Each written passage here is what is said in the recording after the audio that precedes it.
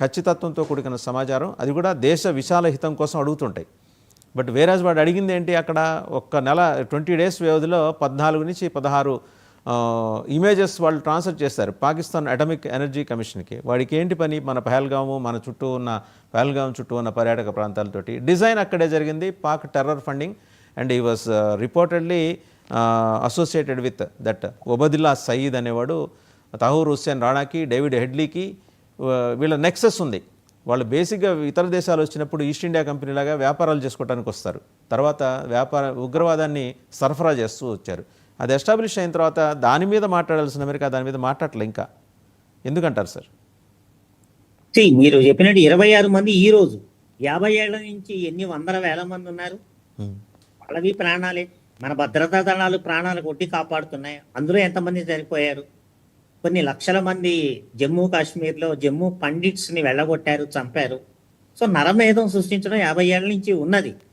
మీరు అన్నట్టు అవన్నీ మర్చిపోయి డిన్నర్లకి వాటికి ఎలా వెళ్తాం? ప్రధానమంత్రిగా స్పష్టంగా చెప్పారు, టెర్రర్ టాక్స్ అనేవి they don't go by side, ఎట్టి పరిస్థితిలో ఉండదన్నారు. సో దానికి తగిన కార్య ప్రణాళిక ఉండాలి నన్ను అడిగితే. బట్ నేను కొంచెం సర్ప్రైజ్ అవుతున్నానండి ఈ డిస్కషన్స్లో. అన్నీ బాగానే ఉన్నాయి, కానీ వాళ్ళ టెర్రర్ గ్రూప్ నాయకులు ఎవరైతే ఉన్నారో, అజర్ మసూద్ కానీ సయ్యద్ హఫీజ్ కానీ, వీళ్ళని మాకు అప్పగించడం ఎందుకు అడగట్లేదో నాకు కొంచెం ఆశ్చర్యంగా ఉంది. మనది upper hand. So called negotiations, so called cease ఫైర్కి ముందు వాళ్ళని అప్పగించండి అని ఒక్క మాట స్వరం కూడా ఎక్కడ వినపట్టలేదు నాకు. చాలా ఈ డిస్కషన్ నేషనల్ లెవెల్లో కూడా ఎక్కడ నేను చూస్తున్నాను, వాళ్ళని అప్పగించండి అన్న మాట ఒక్క మాట రావట్లేదు. సరే, మించిపోయింది లేదు. అన్నిటికన్నా గొప్ప బ్రహ్మాస్త్రము మొన్న ప్రయోగించిన బ్రహ్మోస్ కన్నా కూడా ఇండస్ వాటర్ ఏదైతే ఉన్నదో అది చాలా గొప్ప బ్రహ్మాస్త్రం. దాని మీద వాళ్ళు ఎంత మోకాళ్ళ మీదైనా కూర్చుంటారు. సింపుల్, మొత్తం టెర్రర్ ఇన్ఫ్రాస్ట్రక్చర్ మీరు నాశనం చేసి ప్రూఫ్స్తో సహా మనకి ఇవ్వాలి.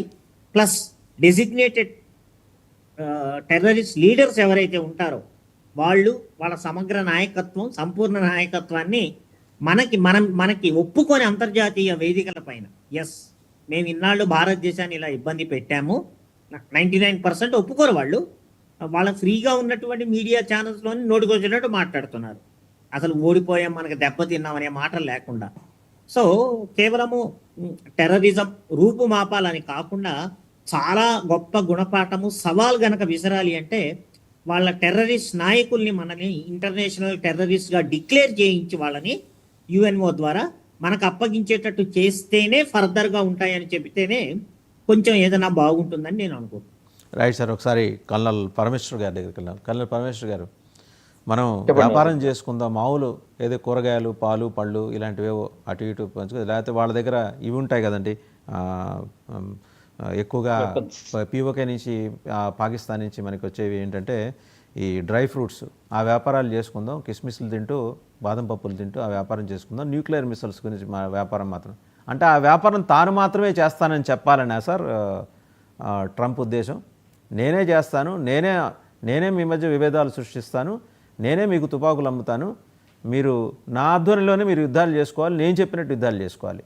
Is it the message he wants to convey sir?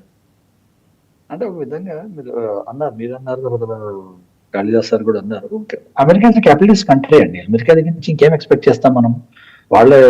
మా ప్రపంచంలో, నేను ఇదివరకు కూడా చాలా సార్లు చెప్పాను, ప్రపంచంలో ఉన్న 95% ప్రాబ్లమ్స్ అమెరికా క్రియేట్ చేసినవే, వాళ్ళు పాలు పోసినవే, దాని తర్వాత వాళ్ళు క్యాపిటలైజ్ చేసుకున్నవే. మిడిల్ ఈస్ట్ లో చేసిన ప్రాబ్లమ్స్ అన్ని మీరు